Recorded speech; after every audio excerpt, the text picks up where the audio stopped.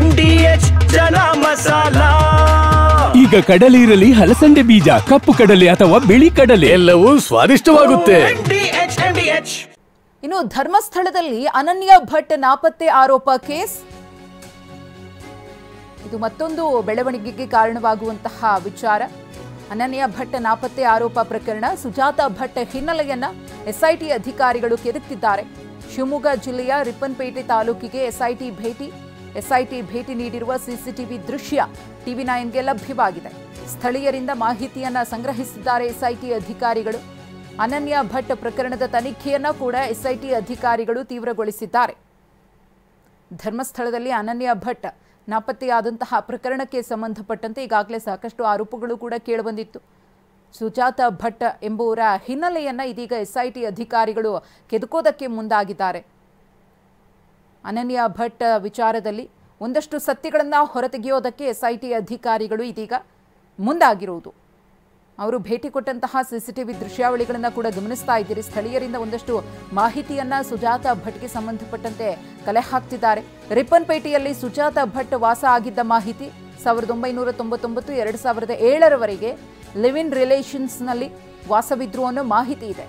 ರಿಪ್ಪನ್ಪೇಟೆಗೆ CPI Manjunath Gowda ತಂಡ ಭೇಟಿ, ಸುಜಾತ ಭಟ್ ಕುಟುಂಬದ ಹಿನ್ನೆಲೆಯನ್ನ ಎಸ್ಐಟಿ ಅಧಿಕಾರಿಗಳು ಸಂಗ್ರಹ ಮಾಡ್ತಿದ್ದಾರೆ. ಈ ಸುಜಾತ ಭಟ್ ಇದ್ದಾರಲ್ಲ, ನಿಜವಾಗ್ಲೂ ಅನನ್ಯ ಭಟ್ ಅವರ ಪುತ್ರಿನ, ಈ ಒಂದು ಸತ್ಯವನ್ನ ಹೊರತೆಗೆಯೋದಕ್ಕೆ ಎಸ್ಐಟಿ ಅಧಿಕಾರಿಗಳು ಮುಂದಾಗಿರುವುದು. ರಿಪ್ಪನ್ಪೇಟೆಯಲ್ಲಿ ವಾಸವಿದ್ರಾ ಅನ್ನೋ ಮಾಹಿತಿಯನ್ನು ಸಂಗ್ರಹಿಸುತ್ತಿದ್ದಾರೆ.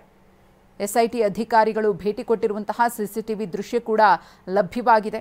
1999ರಿಂದ 2007ರವರೆಗೆ ಲಿವ್ ಇನ್ ರಿಲೇಷನ್ಸ್ನಲ್ಲಿ ಸುಜಾತ ಭಟ್ ಇದ್ರಾ, ಇಲ್ಲಿ ವಾಸವಾಗಿದ್ರ, ರಿಪ್ಪನ್ಪೇಟೆಯಲ್ಲಿ ವಾಸವಿದ್ರ, ಅಥವಾ ಅವರ ಮೂಲ ಸ್ಥಾನ ಬೇರೆನೇ ಇದೆಯಾ? ಅನನ್ಯ ಭಟ್ ತಮ್ಮ ಪುತ್ರಿ ಅಂತ ಹೇಳಿದ್ದಾರಲ್ಲ, ನಿಜಾನಾ ಅದು? ಇದ್ರ ಬಗ್ಗೆ ಒಂದಷ್ಟು ಅನುಮಾನಗಳು ಎಸ್ಐಟಿ ಅಧಿಕಾರಿಗಳಿಗೆ ಇರೋದ್ರಿಂದ ಅದರ ಸತ್ಯಾಸತ್ಯತೆಯನ್ನು ತಿಳ್ಕೊಳ್ಳೋದಕ್ಕೆ ಇದೀಗ ಮುಂದಾಗಿದ್ದಾರೆ. ಈ ಕುರಿತು ಮತ್ತಷ್ಟು ಮಾಹಿತಿಯನ್ನ ಕೊಡ್ತಾರೆ ನಮ್ಮ ಪ್ರತಿನಿಧಿ ಬಸವರಾಜ್. ಅನನ್ಯ ಭಟ್ ನಾಪತ್ತೆ ಪ್ರಕರಣದಲ್ಲೂ ಕೂಡ ಎಸ್ಐಟಿ ಅಧಿಕಾರಿಗಳಿಂದ ತನಿಖೆ ಚುರುಕುಗೊಂಡಿದೆ. ಅದರಲ್ಲೂ ಸುಜಾತ ಭಟ್ ಹಿನ್ನೆಲೆಯನ್ನ ಪತ್ತೆ ಹಚ್ಚುವುದಕ್ಕೆ ಎಸ್ಐಟಿ ಅಧಿಕಾರಿಗಳು ಹೇಗೆ ಮುಂದಾಗಿದ್ದಾರೆ ಅಂತ ಈಗ ಮಧುಶ್ರೀ, ಏನು ಧರ್ಮಸ್ಥಳದಲ್ಲಿ ಅನನ್ಯ ಏನು ನಾಪತ್ತೆ ಆಗ್ತಾರೆ, ಅದರ ನಂತರ ಅವ್ರದ್ದು ಕೊಲೆ ಆಗಿದೆ ಅಂತ ಹೇಳಿ ಅವರ ತಾಯಿ ಸುಜಾತ ಭಟ್ ಈಗಾಗಲೇ ದೂರು ಕೊಟ್ಟಿದ್ದಾರೆ. ಹಾಗಾಗಿ ಎಸ್ಐಟಿ ಅಧಿಕಾರಿಗಳು ಸುಜಾತ ಭಟ್ ಯಾರು, ಅವ್ರ ಹಿನ್ನೆಲೆ ಏನು ಅಂತ ಹೇಳಿ ಅದರ ಜಾಡ ಹಿಡ್ಕೊಂಡು ಈಗ ತನಿಖೆಗೆ ಮುಂದಾಗಿದ್ದಾರೆ. ಸುಜಾತ ಭಟ್ ಅವರು ಕೆಲವು ವರ್ಷ ಕಾಲ 1999ರಿಂದ 2007ವರೆಗೆ ಹೊಸನಗರ ತಾಲೂಕಿನ ರಿಪ್ಪನ್ಪೇಟೆಯಲ್ಲಿ ವಾಸವಾಗಿದ್ರು. ಅಲ್ಲಿ ಅವರು ಪ್ರಭಾಕರ್ ಅಂತಿದ್ದಾರೆ, ಆ ಪ್ರಭಾಕರ್ ಜೊತೆ ವಾಸವಾಗಿದ್ರು. ಅಲ್ಲಿರುವಂತಹ ಸ್ಥಳೀಯರು ಮಾಹಿತಿ ನೀಡುವ ಪ್ರಕಾರವಾಗಿ ಸುಮಾರು 7ರಿಂದ 8 ವರ್ಷಗಳ ಒಟ್ಟಿಗೆ ಇದ್ರು. ಅದರ ನಂತರ ಸುಜಾತ ಭಟ್ ಅಲ್ಲಿಂದ ಮತ್ತೆ ಅವರು ವಾಪಸ್ಸು ಮಂಗಳೂರು ಹೋಗ್ತಾರ ಮಾಹಿತಿಯನ್ನು ಕೂಡ ಅಲ್ಲಿ ಸ್ಥಳೀಯರು ಕೊಡ್ತಾರೆ. ಅಂದ್ರೆ 7ರಿಂದ 8 ವರ್ಷ ಅವರಲ್ಲಿ ಇದ್ರು. ಆ ಸಂದರ್ಭದಲ್ಲಿ ಕೂಡ ಎಲ್ಲೂ ಕೂಡ ಅಲ್ಲಿ ಸ್ಥಳೀಯರು ಹೇಳೋ ಪ್ರಕಾರವಾಗಿ ಅವರಿಗೆ ಇಲ್ಲಿ ಏನು ಮಗಳು ಇರ್ಲಿಲ್ಲ, ಅನನ್ಯ ಭಟ್ ಇಲ್ಲಿ ಮಗಳು ಇರ್ಲಿಲ್ಲ, ಅವ್ರು ಇಬ್ಬರೇ ಮಾತ್ರ ಅಲ್ಲಿ ವಾಸವಾಗಿದ್ರು ಅನ್ನೋ ಮಾತಿನ ಕೂಡ ಹೇಳ್ತಾರೆ. ಮತ್ತೆ ಎಲ್ಲೋ ಒಂದ್ ಕಡೆಯಿಂದ ಅವ್ರು ಪ್ರಭಾಕರ್ ಜೊತೆಗೆ ಸುಜಾತ ಭಟ್ ಅವ್ರ ಮದುವೆ ಇದು ಕೂಡ ಎಲ್ಲೋ ಒಂದ್ ಕಡೆ ಸ್ಥಳೀಯರಿಗೆ ಮಾಹಿತಿ ಇಲ್ಲ. ಒಟ್ಟಿಗೆ ಅವರು ಇದ್ರು, 7ರಿಂದ 8 ವರ್ಷಗಳ ಕಾಲ ವಾಸವಾಗಿದ್ದ ಮಾಹಿತಿ ಇತ್ತು. ಆ ಹಿನ್ನೆಲೆ ಕೂಡ ಎಸ್ಐಟಿ ಅಧಿಕಾರಿ ಏನು ಮಂಜುನಾಥ್ ಗೌಡ ಇದ್ದಾರೆ, ಎಸ್ಐಟಿ ಅಧಿಕಾರಿ, ಅವರು ತಂಡ ಬಂದು ರಿಪ್ಪನ್ಪೇಟೆಯಲ್ಲಿ ಒಂದಿಷ್ಟು ಮಾಹಿತಿಯನ್ನ ಕಲೆ ಹಾಕಿದೆ. ಸುಜಾತ ಭಟ್ ಎಷ್ಟು ವರ್ಷಗಳ ಕಾಲ ಇಲ್ಲಿ ವಾಸವಾಗಿದ್ರು, ಮತ್ತೆ ಅವ್ರಿಗೆ ಅನನ್ಯ ಭಟ್ ಮಗಳಿದ್ಲ ಅಥವಾ ಜೊತೆಗಿದ್ರ ಯಾರು ಅನ್ನೋದ್ ಬಗ್ಗೆ ಈಗಾಗಲೇ ತನಿಖೆಯನ್ನ ಮಾಡ್ತಾ ಇದ್ದಾರೆ. ಅಲ್ಲಿ ಸ್ಥಳೀಯರ ಮಾಹಿತಿಯನ್ನು ಕೂಡ ಪಡ್ಕೊಂಡಿದ್ದಾರೆ. ರಿಪ್ಪನ್ಪೇಟೆ ಭೇಟಿ ಕೊಟ್ಟ ಸಂದರ್ಭದಲ್ಲಿ ಕೆಲ ಸ್ಥಳೀಯ ಅಕ್ಕಪಕ್ಕ ನಿವಾಸಿಗಳು ಕೂಡ ಅವರು ಮಾತಾಡ್ತಾ ಅವರಿಂದ ಮಾಹಿತಿಯನ್ನ ಕಲೆ ಹಾಕಿದ್ದಾರೆ. ಹಾಗೆ ಸಾಕಷ್ಟು ಗೊಂದಲ ಮೂಡಿದಂತೆ ಇರ್ಬೋದು.